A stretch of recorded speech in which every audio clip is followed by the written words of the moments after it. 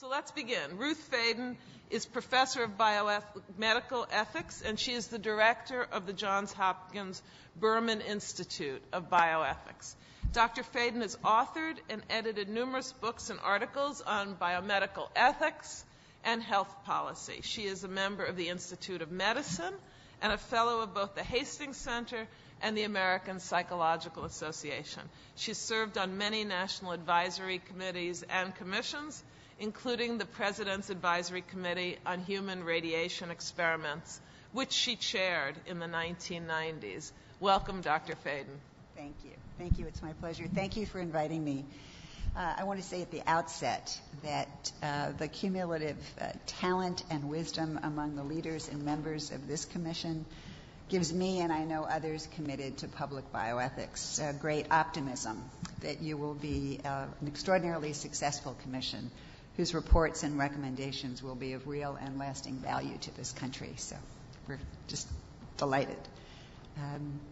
Another reason why I'm optimistic is Val's appointment, which I'm delighted to hear about. And I know that Val either has or will distribute to you remarks that Alex and I made last March at one of the last meetings of the President's Council on Bioethics, where we were asked to address, among other things, our views about the missions and functions of national bioethics commissions and the different substantive and practical ways in which commissions can best and not so best approach their remits.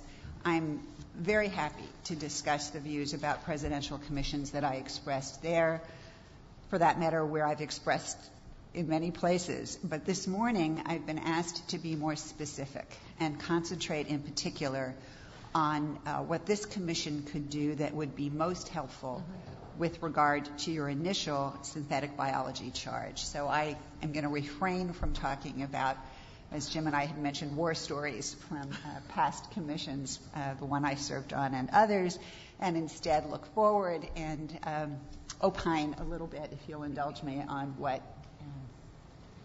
you might do that could be of great use broadly. And I'm going to keep it simple. I have only one such suggestion. How's that? If you do this one thing, right, it will be a wonderful thing. I don't know how many of your experts in synthetic biology are already here and sitting behind me. With all due respect to the extraordinary work now being done in synthetic biology joins what is likely a never-ending stream of rapidly developing areas of science that raise challenging societal issues. One of the most important things that your commission could do would be to put forward a general framework for the moral and policy assessment not only of synthetic biology, but of emerging technologies more broadly. When I look back at previous bioethics commissions, I see many important enduring contributions, including, in particular, the commission for which Alex was the executive director, and I would say humbly the one that I chaired. Arguably, however, none of these contributions has been more important than the moral framework for research with human subjects put forward by the National Commission of the 1970s. Whatever we may think today about the limitations of that framework and the oversight system that was developed around it, it has served this country and arguably the global community very well for decades.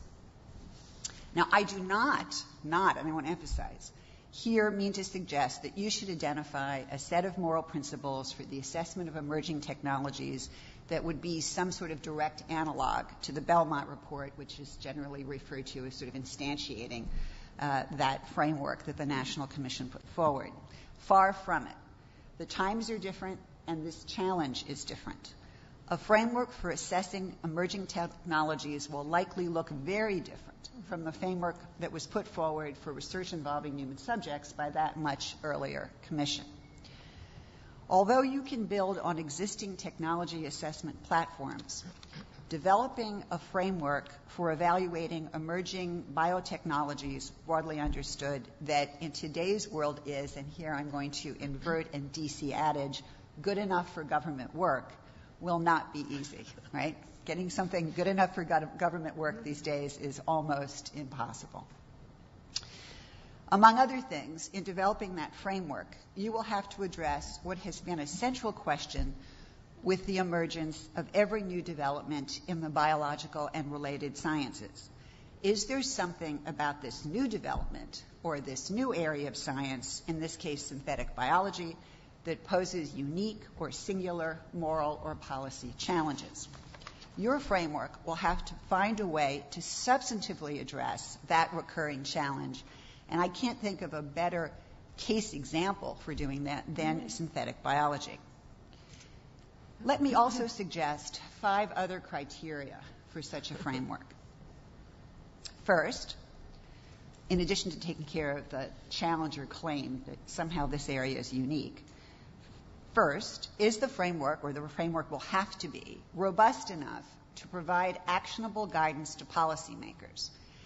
And by that I mean robust enough to ground the development of appropriate policy responses to and appropriate oversight mechanisms for emerging technologies. You need to provide the platform on which policy responses can rest. Secondly, that framework has to be flexible enough to accommodate the often unpredictable, sometimes rapid pace at which science and emerging technologies both lose ground and progress.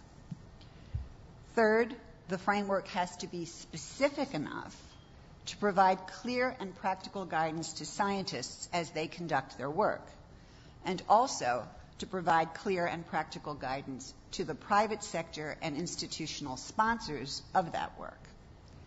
Fourth, the framework has to be plain-spoken enough to be able to help the public, as well as those with technical and policy backgrounds, to assess emerging technologies. And finally, the framework has to be global enough to work in the international, borderless world in which emerging technologies evolve.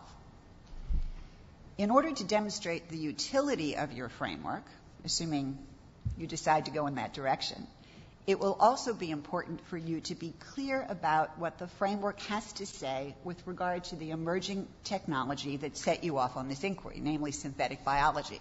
You'll need to show what it would mean for synthetic biology and perhaps for other areas of science if this framework is adopted.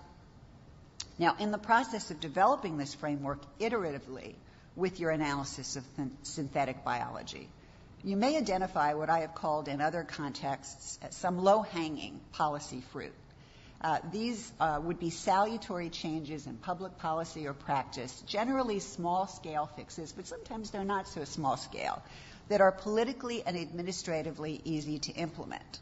Now, if you do identify such low-hanging fruit, then, of course, by all means, specific, immediately actionable recommendations would be welcome, would be wonderful. But let me close where I began. If you can put forward a general framework for assessing emerging technologies that meet the criteria that I have enumerated this morning, as well as others that I am sure you will want to add to the list, then that would be beyond wonderful. Thank you. Thank you. Thank you very much. Our next speaker is Alex Capron. Dr. Capron is a professor of law and medicine at the University of Southern California, where he co-directs the Pacific Center for Health Policy and Ethics. Professor Capron is a widely published and globally recognized expert in health policy and medical ethics.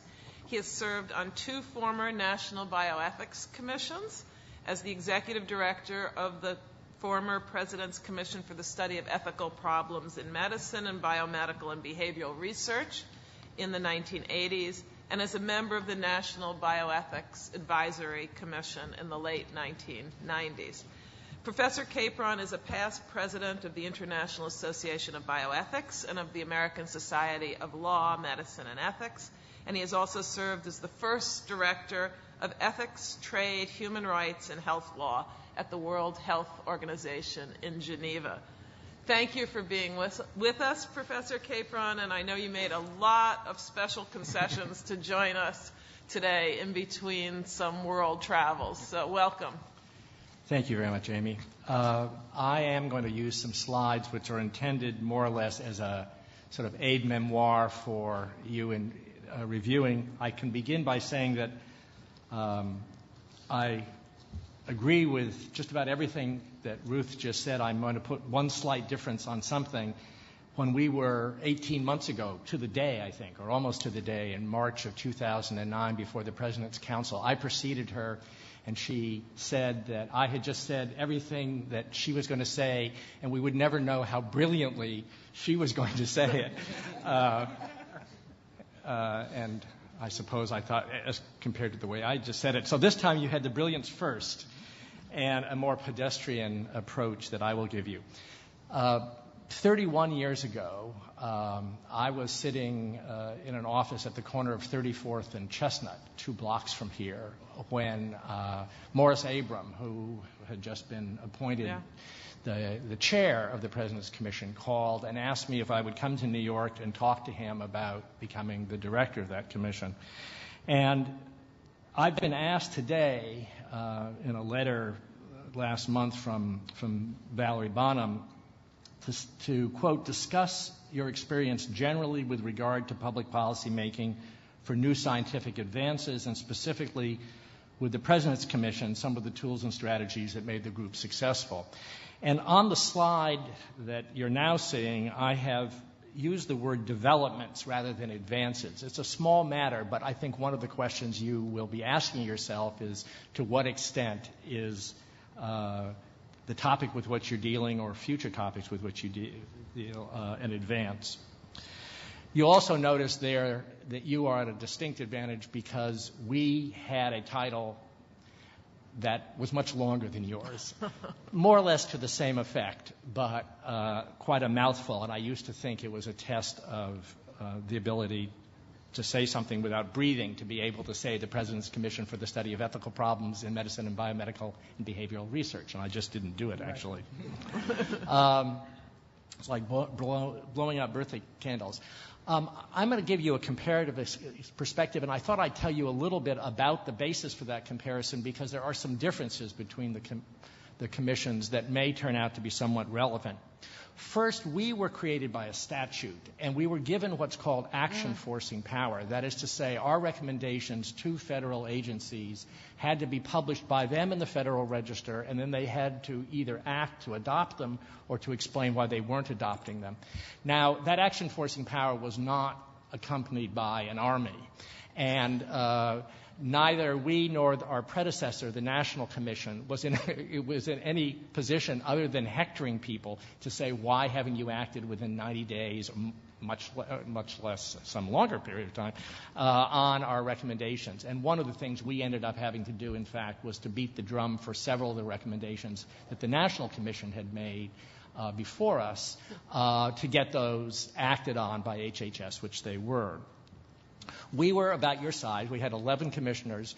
All of them came from outside government, and I think it's going to be an interesting experiment here. We had liaisons with government agencies, so we had very active involvement of the federal agencies, but none of them were members. None of the particular departments were privileged by having a member or burdened by having a member. And we also are the only commission to have bridged 2 administrations. I would love it if we could finally get back to the point. The French have now done this. After the President's Commission, the French set up their National Consultative Committee on Ethics of Healthcare and Medicine in the life sciences, and they have succeeded president after president in having an ongoing commission, and there is some real value in terms of credibility and kind of moderating some of the ideological problems. We had, at the end of the commission's life, 8 commissioners appointed by President Reagan and 3 of the original Carter commissioners, including the chair, and we had unanimity on all our reports, and most of the reports were actually issued after the new Reagan commissioners had been appointed in 1982. And so they came in, immersed themselves with our help in the work that had already gone on, and they didn't throw any of it out. They just marched on with it, and if there was any divide at the time that the commission was appointed, there was criticism from some non-physicians and non-scientists that we were too heavily weighted to science and medicine. We had 3 scientists and 3 physicians and 5 people from all the other fields and the public. And that was sort of the C.P. Snow-like issue of, was there a balance? It wasn't left and right. That's changed in the intervening years, and so that's a struggle that you have that we didn't have. We reported both to the President and to Congress directly. Our reports went to the Speaker of the House and the President of the Senate. We had a life which was extended by 3 years. Our original statute ran out in December of '82. There was an attempt to have a 2-year extension that got attached to a proposal to create a National Institute of Aging, which was very controversial in the Senate. So our one-line bill got a 20-page amendment, and the amendment killed the tail killed the dog. We produced in that time period 11 reports in the IRB guidebook. And one of the things about that process was that we were working simultaneously on numerous topics. So each meeting, 1 or 2 topics would be up, and then the next meeting, other ones. And so we had these ongoing tracks, which is important, I think, for something I want to come back to in a moment. 6 of the reports were on healthcare and 5 were in research. And I asked Val to distribute to you this report called Summing Up, which is also our discussion of the privacy and confidentiality, very brief discussion of that. 6 of them were reports mandated by the statute. 1 we inherited from the Ethics Advisory Board, which had been bumped off when we were created. 1 we took on our own initiative, and 1, like your report on synthetic biology, was on a request from the President, and I'll come back to that in a moment.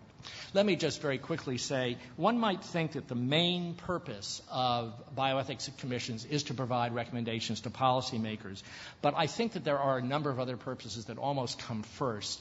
1 is to look at advances and identify the issues that they'll raise for society. As I say, I use the word advances in quotes. The second is to provide that bridge between science and society. One of the things that we certainly found is in a number of areas there was simply a lot of public distrust. And we did a big public opinion study on informed consent, for example, and found that the overwhelming view of the public was that informed consent existed just to protect doctors against lawsuits. And the higher bioethical aspirations for that process were doubted by the public. Some of those same issues came up around the genetic engineering topic in terms of doubts about scientists. Obviously, it's important to articulate the range of views. The previous President's Council, I think, put a great emphasis on wanting to lay out all the views and say nothing about necessarily one being better than another. They obviously came to some conclusions, but they began by saying, well, we'll just lay it out and the policymakers can make up their own mind. My sense is the policymakers want more help than that. And finally, there are some subjects on which one can even provide guidance to individuals and healthcare professionals. We did a lot of things in healthcare. I don't know if you will end up in the same way, but in looking at end-of-life treatment decisions and informed consent, we were basically talking about the physician-patient relationship. We weren't talking about what the federal government should be doing or anything like that. So in shorthand, when I was thinking of taking this job, someone handed me the book Good as Gold, Joseph Heller's book, because the main character in that goes to Washington to go on a commission, and he says, we go, we have meetings, we talk, we socialize, and then we go home, and everybody knows nothing will happen. And that's the way they want it. And that's the view, the cynical view, about why people have commissions like this. It's handy for the President. He's handed the difficult issue of synthetic biology, thanks to Craig Venter. It's on the front page. It's been around for quite a while in one way or another, as you know, but now it's suddenly the front page of everything. He throws it to Amy. He throws it to Jim and says, you guys do it, and hopes it'll go away. Well, I don't think that's going to be an accurate description, but some people cynically can say that. Then there are a lot of other commissions that exist as watchdogs, and to a certain extent, we had that function vis-a-vis the rules for research. Very explicitly in our statute, we were supposed to find out, were they being implemented correctly? But I think that in terms of the bioethics commissions, successful bioethics commissions have done other things. There are some areas in which there is kind of an emerging consensus. And it's not a matter of inventing the thinking, but pulling it together and being a presidential commission, having a platform from which it can be explained to people in a way that it will really kind of put the issue into a situation people think, this is understood, it's in good shape if we do the following things. In the end, you're not going to quiet all the ethical concerns. It won't be the final word. Nor will you be able to avoid unintended results. You won't even, the fact that they're unintended, they're probably also unanticipated. Let me give you an example from our work. One of the main things we did was to recommend that the 26 or 28, whatever it was then, separate rules on research with human subjects, which were very similar but different in small ways, be brought together in the common rule. And then if a particular department, the Department of Defense or something, had some reason why it needed some special rules, it could just spell out those.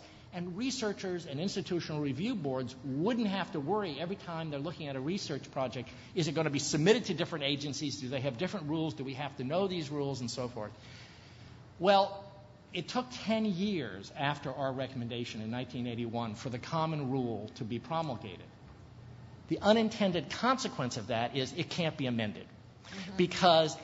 And so when I was on the National Bioethics Advisory Commission, when we were confronting issues where the right thing would have been to do is to say this or that part of the common rule should be changed, everybody in the federal government said, don't make us do that. We can't do it. It'll be 10 years to change that comma, because getting people all to that process. So instead, we ended up recommending, I think with some reluctance, kind of a process of, well, let's make interpretations of this and explain it. You may end up with some things like that. You do a good, and it has this unintended consequence. A lot of what you're going to do is what I think of as a crucible. Things come together. They're disparate elements. You work them through. You offer some correctives. You give clarity of reason. And then you say, what are the implications of this for policy and practice? Now, let me go through 6 modes of work for you that the main point I want to make, if I can get this to go forward. There we go. Open. Your work has to be open and visible. And actually, one of the expectations of that would be that you have public comments at your meeting. And I know we now have this elaborate process. People can send in comments. I didn't notice that you had a public comment time. We always scheduled one, because there are people who want to come and speak, and it seems to me a reasonable thing. You'll find that particularly in Washington, because there are a lot of people there whose job it is to go and talk on things, but people have things to say. It's infinitely easier, it seems to me, for you now than it used to be for us. We had to send out physical mailings to people. Now everything is quite instantaneous and easy. We had these agency liaisons, and I gather that you probably have them too. It's very important. I don't know if you're allowed to communicate directly with Congress. Since we were a creature of Congress, we had close relations with the relevant committees, and we briefed their staffs on what we were doing. Congress had wisely denied itself the power to give us assignments. Only the president could give us assignments. So we didn't get stuck with anything they wanted to, but we did keep them informed of what we were doing. Second important thing is knowing the audience. And that will vary from topic to topic as to whether it's mostly public officials, professionals. By peers, I mean peers in bioethics, the people who are going to evaluate your work as to whether or not it passes bioethics muster. John Aris's colleagues, Anita Allen's colleagues, and so forth. And then the public and the press. Broad, well-informed, and a sensitive consultation. And that means you're not only going to convene expert panels, not just bring people as witnesses, but you can work with your experts and get them to develop papers for you. And as I've already talked to Valerie, I think the power of working for the president on this means you can draw people to Washington as staff members and get fairly high-level people to come and give a year's time or 2 years' time. Now, the main thing I want to emphasize, and this is where I slightly differ with Ruth, is about using an inductive method. Now, obviously, that's much easier when the cases are real, and we had that in a number of our reports. For example, looking at counseling, we were asked to look at genetic counseling and screening, and we took the emerging likelihood of screening for cystic fibrosis as a case study and developed our ideas out of that. Likewise, in looking at end-of-life care, we looked at the major cases that had come up and what were the implications for the development of, for example, advanced directives, which we did a lot to promote. Sometimes people think the inductive method is kind of just pragmatic. You're just sort of figuring out answers and it's casuistry and so forth. And they think that's pragmatic. I think being pragmatic is not pejorative. Now, that doesn't mean that you don't have an obligation to articulate coherent reasoning, but I would say you let the principles emerge from that process. And what that means is it's not just one report, it's the process of several reports on different, but in some sense overlapping issues. And even the most famous instance that Ruth has already mentioned, the Belmont Report, came at the end of the National Commission's work in 1978. And, of course, the National Commission had a specific charge from Congress that they were supposed to issue a report explaining these principles. And I agree with Ruth that I don't think you would do the similar work, but I'm not sure that that kind of articulation of principles, as opposed to their emerging from your work, should be your goal. It's important that you're not, of course, asked to invent new philosophical theories. Another question comes up, are you aiming for consensus? And I would say you should as a methodology, but not as a goal. Leon Cass was very negative on the notion of consensus.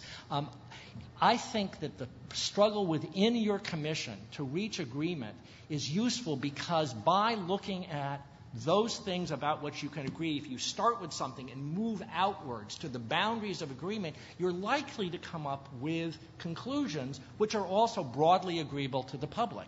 So your process will help you to do something useful. You also have to end up speaking, I think, with one voice if you want to be persuasive. The Supreme Court speaks with many voices, and what it really does, it's particularly problematic. Finally, work products. I guess it was Einstein who said be as specific as possible, but no more. But precise as possible. Was that his? Simple. It's simple, and simple is good too, but no more. But also, it's necessary to give simple recommendations and conclusions, but give your full reasoning. One of the values of these reports, and by the way, the only influence I had on the President's Council is it returned to issuing reports. This is the size of the President's Commission reports. This is a book size. People look at this and say, I'm going to read it. When you get these 8.5 by 11 things, they're government reports. And it's a tiny issue, but I would urge you to make it look like something people want to read, as well as the content being something that they'll find agreeable. It seems to me, to make an analogy, when I was beginning law school, I remember watching classmates who I thought were brilliant at moot court because they were such good debaters. And then the judges afterwards, I remember one of the judges saying clearly, if I'm on the bench, I don't want to hear cleverness. I want you to answer the question. If I'm asking a question, as the President has asked you, it's because I want help in understanding it, and there are difficulties. I wouldn't ask you if the answer were easy. So help me. Don't be clever about it. Don't try to cover up things by changing the names of things. There's a lot of concern around cloning, for example. And the people doing stem cell research who wanted to create embryos kept saying, oh, we're going to do somatic cell nuclear transfer, as though that would make the issue go away. That is cloning. Now, if cloning's a problem, calling it something else is not going to make it go away. Likewise, if people are concerned about euthanasia, if you're telling them it's allowing to die, it won't make a difference. You have to tell them why it's all right for it to happen, not why it has a nicer name. So just to finish up, our request from the President was like yours. It was the prospect of human application, in that case of genetic engineering. It had been brought to the President by the National Council of Churches, the Synagogue Council, and the Catholic Conference, together saying, alarming prospects, what's going on, there's nobody doing anything. And they were partly right. We went out and looked, we mapped the terrain, we found out that there was a mechanism that really wasn't in use on an interagency level. We convened the leading experts, did a workshop, we tried to clarify and provide rationality for the field. We addressed what does genetic engineering mean technically and so forth. Let's not worry about this scary term. What would it mean to play God? What would it make? Because those are the terms. Is this the Frankenstein's monster? Are we distrusting science and so forth? And finally, we ended up weighing the potential risks and benefits and talked about the social context. In the end, What works is having reports that are highly relevant to the practical questions facing society, whether it's the professions, the patients, or the citizenry. And you aren't going to end up doing a philosophical work. That's not what you're about. It's not academic. It's practical. But it has to be clearly reasoned and respectable. And with that, I endorse what Ruth has already said about the specific objectives that you would face here. Thank you. Thank you, Ruth and Alex. And I'll ask Jim to ask a lead-off question. First of all, thanks to both of you. Your wealth of experience is very helpful. And I agree with the observations you made, myself accepted. The capability and experience that we have on this panel, I think really is impressive, and it does give us an opportunity to articulate what the issues are, to catalyze this formation toward a consensus, as you have said. And for those reasons, and the fact that we have been given a case study, if you will, out of which we can develop principle, I think everybody here wants our work to have impact, wants our work to be influential. And so I want to ask a question a point that both of you made. You said that we need to be addressing policymakers, we need to be addressing scientists, we need to be addressing the public. Ruth, I think that was in your list I know that was in your list of 5. And by the way, on a global scale. And the only thing left was flexibility. And is that the reason that neither of you would point to the kinds of principles or in the Belmont report? Why did both of you say the Belmont report is lacking, or that it's? I didn't say the Belmont report was lacking. And Ruth, as you may know, is in a peculiar circumstance because she gets into bed every night with one of the authors of the Belmont report. Legitimately, I don't think we needed to know that. So much for private lives. Exactly. So this is a public meeting, right? But what would we learn? You answer learn from the Belmont report what I want to be careful about Be close to the mic, Ruth. So I think, Jim, there are 2 pieces to this. First of all, the remit to the National Commission was in the 1970s in a territory that is, I think, is substantively different from the territory that you're facing with regard to synthetic biology or emerging technologies more broadly. Well, that's certainly true. Yeah. Right. So that's one thing. And different times demand different kinds of responses. Also, with the Belmont report, I take as only a piece of the framework that the National Commission put together. It was not only that. It was a broader way of structuring and thinking about how to organize and also how to oversee research involving human subjects. They had multiple case examples with which to work. Alex is right. Children, prisoners, people with mental disabilities, and so on. That gave them a platform for thinking through what they wanted to say with different fact situations, which was, I think, very helpful to their work. And I don't think, and this is of course where I am conflicted, but I think I can do this, that it is overstating to say that what was given to our country as a consequence of the work of that commission was quite significant. With the test of time, it stood well for decades. We started to see fraying. We could do a whole sort of deconstruction of what needs to happen now in today's world. But it stood us well for a long time. And if you could do something like that for emerging technologies, and the something like that is not find the right 4 principles, there are different ones or whatever, but rather to say, look, here's a way from now on forward, regardless of what the technology is that's at issue, for vetting that technology, right? And we have models for that, but the models also are reified and are not. Ruth, I think I was trying to get to the foundational piece of this. They espoused, 4 principles. 3. 3 principles. Well, 3 principles. Three principles, and they added 3 more, right? And then Fidelity, they added the 3 more, non-malfeasance, and veracity were added. Right.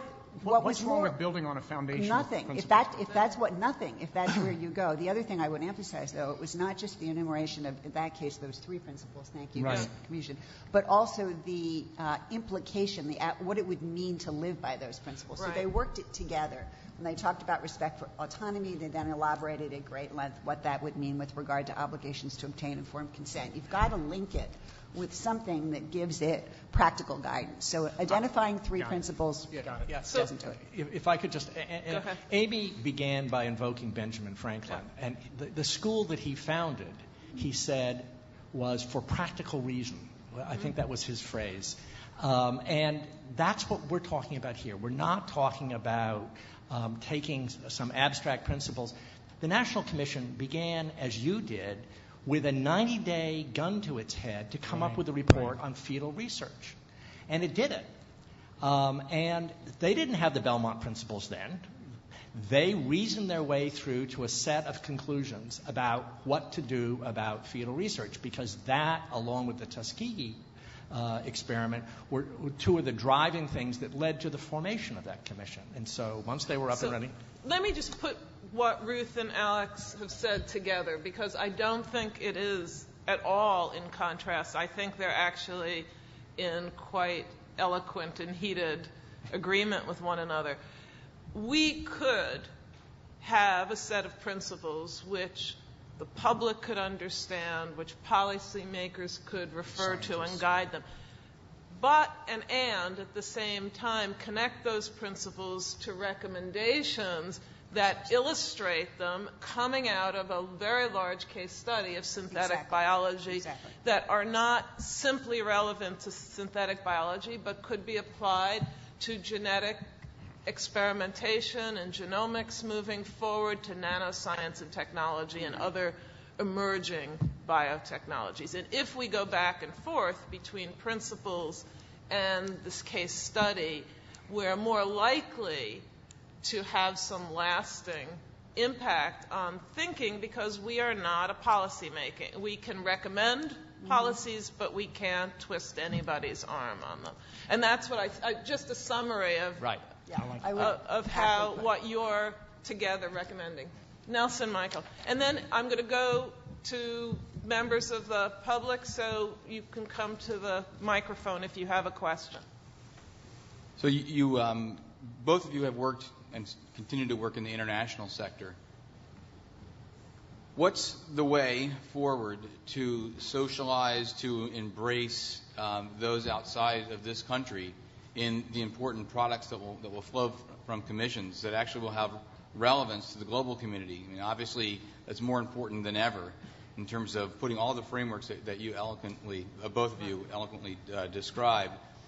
How does that have a voice overseas when inevitably this commission is tied to the U.S. government? I almost feel as though this question was set up, because what I can say is that your chair has already taken an important step in that direction by re-engaging the United States in something called the Global Summit of National Bioethics Advisory Bodies. She attended the meeting in August in Singapore, and one of the topics there was synthetic biology.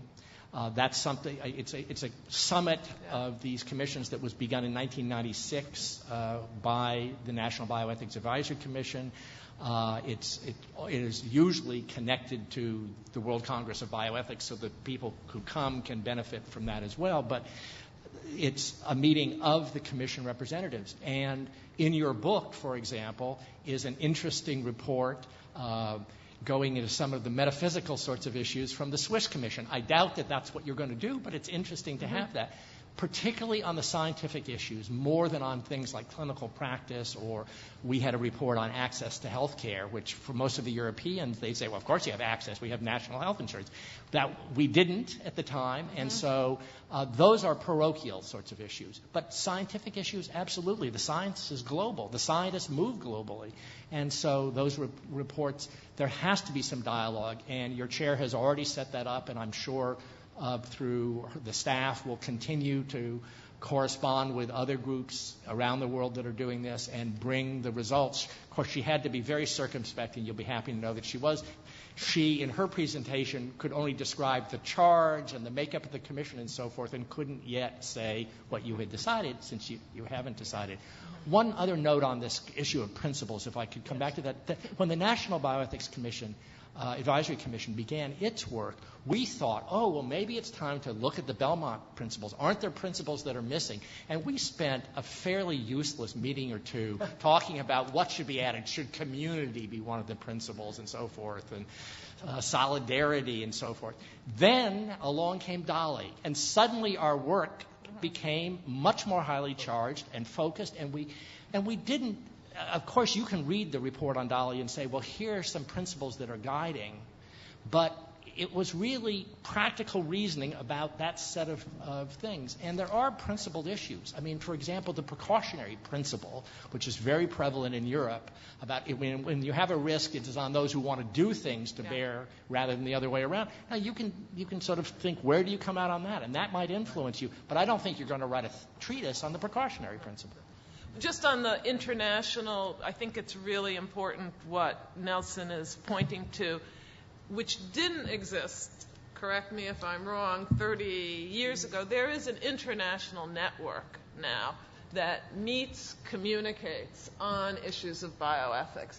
And we have established ourselves now as part of that network, and not an unimportant part of it, just an emerging part, a newly emerging part, and we have a group of reports that are accessible to all commission members from many different bodies in Asia, Europe, and around the world, and they'll be very helpful to us. Is there any question out there? Because otherwise I'm going to ask another commission member, but if I see anyone standing up, I know we're already late for the next one, but we'll take another 5 minutes. Nita. Thank you both for these presentations are quite helpful in thinking about the process and methodology of the Commission.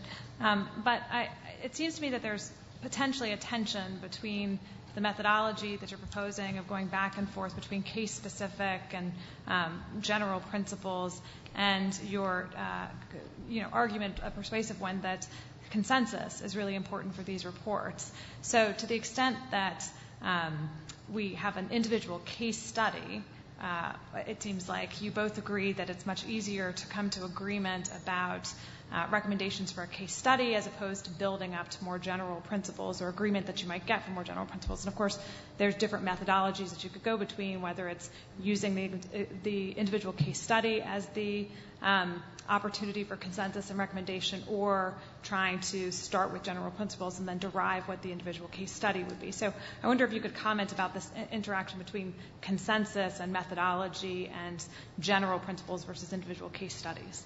Do you want me to go first this time? Okay, so I get to go first this time. I just want to reiterate that, or explicate a little bit, that a framework is not necessarily synonymous with a set of principles. So you may conclude that you want to identify a set of underlying foundational principles and still have a framework of relevant policy or moral considerations or both that is more practical or pragmatic as well. So I just want to be clear that when I meant you may not want exactly the same thing as the Belmont report, I meant literally you may not want exactly the same thing. There may be, from the standpoint of technology assessment, ways to structure a framework that are at an intermediary level that may be especially helpful. Still at a structure that allows for consistent standards against which technologies now are assessed, and where you identify the moral principles potentially that stand behind those more specified considerations. So that's just by way of clarification. I'm not sure, and I wouldn't want to begin to prescribe what the right framework would be.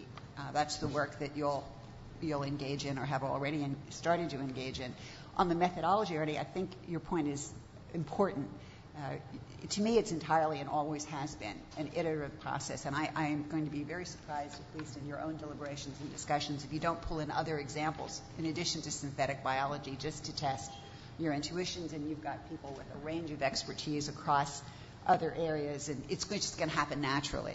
Consensus, I couldn't agree more with Alex, and especially the way he described it as a methodology and not necessarily a goal. If you don't reach it, you don't reach it. But if you can reach it, it's enormous. And it's, I believe, rather the reverse. I think it's actually easier to achieve consensus around mid-level frameworks and even underlying moral principles than it is necessarily with regard to how they specifically apply to particular cases. I think you'll have more difficulty there. And the challenge is to show that your framework has power that can actually help narrow the range of relevant considerations and the spaces for disagreement. If it can't do that, it really won't help your audiences going forward. So I'd kind of invert it just a little bit. Thank you.